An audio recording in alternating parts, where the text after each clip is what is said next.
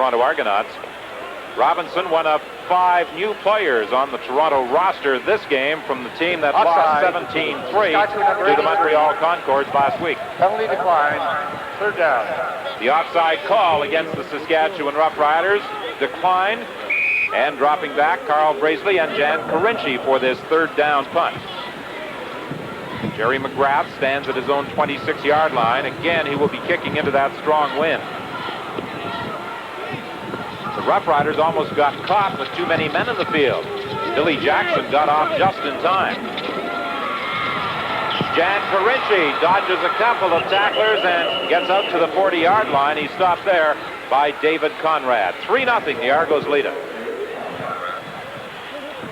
Now, before the game, we were out on that field, and there were patches of ice that if you stepped on them, both feet would go out from under you, but they used the brush on them with the tractor, and it looks like they've got it pretty well cleaned off right now. I know Carnegie Holloway was pretty upset when he walked out on the field and saw the slippery spots.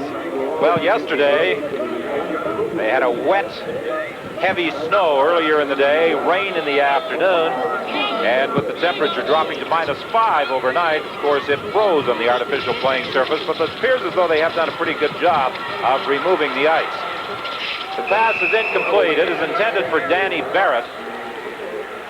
Barrett, a backup quarterback, has been utilized as a slot back this year in the Canadian Football League. Product of the University of Cincinnati. Some people a little surprised, including our own Ron Lancaster, that Conrad Holloway is the starting quarterback. Yeah, I'm a little surprised. I think coming off that knee injury and coming back and playing the last couple weeks, they've been very fortunate. And with this field slippery today, that knee injury, they found out this year he is the franchise, and they might like to have him around next year. I think that kind of exemplifies how important that the coaching staff feel that this game is to get a good start for next year. Intended for Terry Greer, incomplete. Well, there is some of the ice that has been pushed off to the side of the field, and it had frozen in large patches all over the playing surface, and prior to the game, they had the tractor out there with the brushes, removing the ice from the field, and it was very treacherous as far as footing is concerned when the players had initially gone out to test the field prior to their pregame warm-up. Jitter Fields on this punt return, stopped at the 31 and driven back. 9:23 is the time remaining in the opening quarter. The Toronto Argonauts lead by 3 with that 49-yard kick by Hank Olisic. First time these two teams met this season at CNE Stadium in Toronto, the Argonauts scored a 29-25 victory. And despite losing that ball game, Joe Paopao set a Ryder Club record, completing 35 of 53 passes for 438 yards and 1 touchdown. His 35 completions established a record for the most in a single game. That's a Rough Rider record. The league record is held by Dieter Brock. Derek Zeno takes the pass for a first down. He is stopped at the 43-yard line. Derek Zeno began the year with the Ottawa Roughriders, excelled on special teams, but was traded to Saskatchewan at the midpoint of the season. Toronto's gone to a 3-4 alignment, which means that it's a different thing since Walter Ballard's been out of there. They were forced to do that, and since they have Frank Robinson around playing his first game, they're using 4 linebackers, and when they rush that one from the short side, they just throw it short. Paopao completes the pass to Elgard. Elgard, a tough man to haul down. However, he fumbled the football, and it is bounced out of bounds. I believe it, fortunately for Ray Elgard, went off his knee. He was trying to break away from Carl Brazeley. He has had an outstanding year. As a matter of fact, Jack Gotta says he's the best Canadian in the CFL. Well, he has had the year, hasn't he, Leo? He sure has, Ron. I think that Carl Brazeley thought that he brushed this ball last as it was jostled out of Elgard's hands. I don't know. The official was right there, though. We got to give him the benefit of the doubt on that one. A gain of 28. It's 1st and 10 from the 39.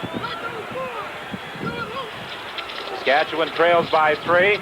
Paopao attempting to make up that deficit. The pass intended for Derek Zeno. It's incomplete. He was being covered by Marcellus Green.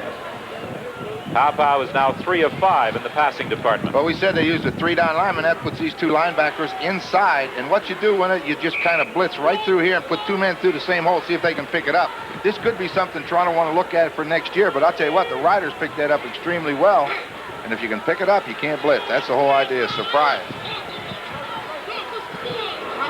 2nd and 10 from the 39. 7:58 remaining in the opening quarter. Incomplete. The pass intended to the other side this time for Tony Dennis. The Argos have made up their mind this afternoon that they're going to come after them.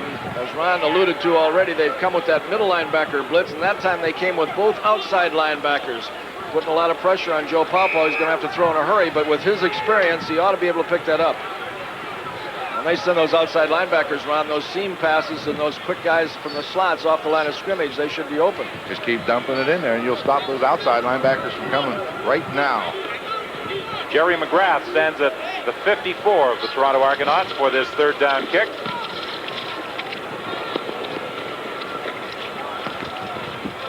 It bounces into the end zone, and Jan Karinci concedes the single point. So with 7:29 remaining in this opening quarter, it's a 3-1 game, the Toronto Argonauts leading. The champions of Canadian junior football will be declared next Saturday when the Saskatoon Hilltops take on the Ottawa Sooners. That game takes place at Lansdowne Park, and it gets underway at 2 o'clock. The Saskatoon Hilltops versus the Ottawa Sooners next Saturday for the Junior Championship of Canada. And those two teams, Ottawa and Saskatoon, the Hilltops and the Sooners, have had some pretty good battles for that Canadian junior title over the year. Yeah, it seems every year it's either the Rams or the Hilltops against Ottawa. Ottawa's always there. Holloway throwing deep for Washington. They rule no catch at the 35-yard line. He appeared to have the ball, and as he came down, one of the Saskatchewan defenders pulled it away from him. Boy, it was a good throw by Conridge Holloway. He ran a post pattern. He just led him right in there where he should. We're seeing the tail end of the play right now. The ball is right on the money, and when he came down, it looked like he had the football, but he must have gone right through his arms. And Ron, do I detect an air of cynicism in the stands when they score 1 point? Do they have that out here in Saskatchewan? I thought they had the greatest fans in the world. Yeah, they're not too happy right now. They're not very happy. And that's what I was laughing at. It was really kind of funny when they made a first down and they would cheer, and got to 1 point, they cheered.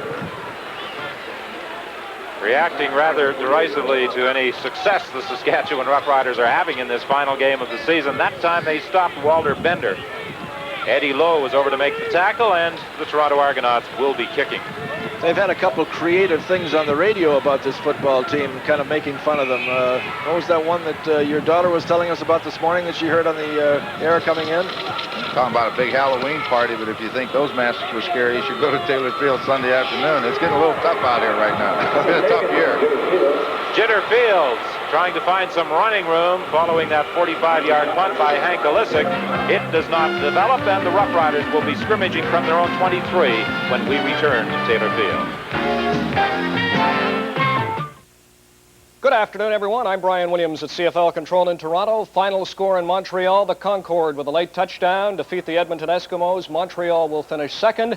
They will host the Ottawa Roughriders next Sunday. We'll have it on CBC. We'll have highlights at halftime.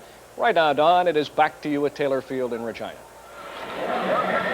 Yes, and congratulations to Gary Durchik. 2 games as head coach after replacing Joe Galat. The general manager fired himself from the head coaching position, gave the job to Durchik, and 2 big victories for the Montreal Concords in their final 2 games of the season. Defeating the Toronto Argonauts in a must game 17-3 last week, and that victory against Edmonton this afternoon, giving them second place, and they will host Ottawa next Sunday in the Eastern semifinal.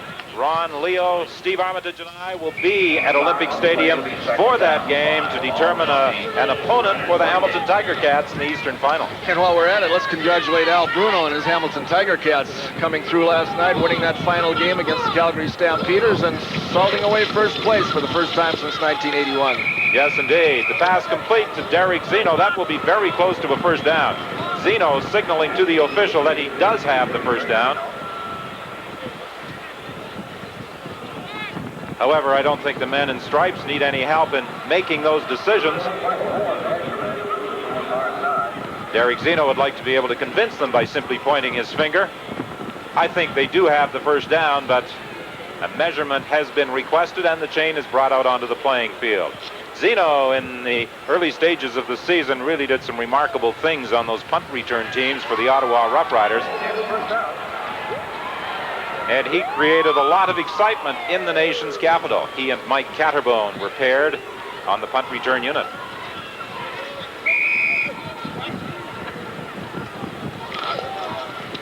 Yes, the order of finish, both East and West, has now been determined.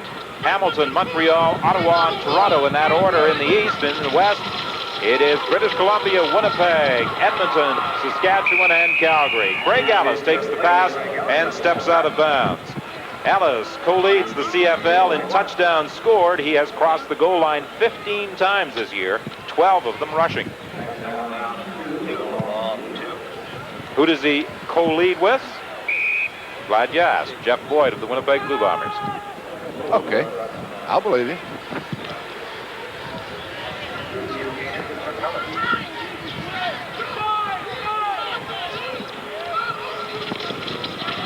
Denny Ferdinand breaks one tackle, breaks two. He continues to the 52 of the Toronto Argonauts, where he's stopped by Dennis Clay. He fumbled the football over there, though, and the Toronto Argonauts have recovered. All you've got to do is touch that ball on the way out of bounds.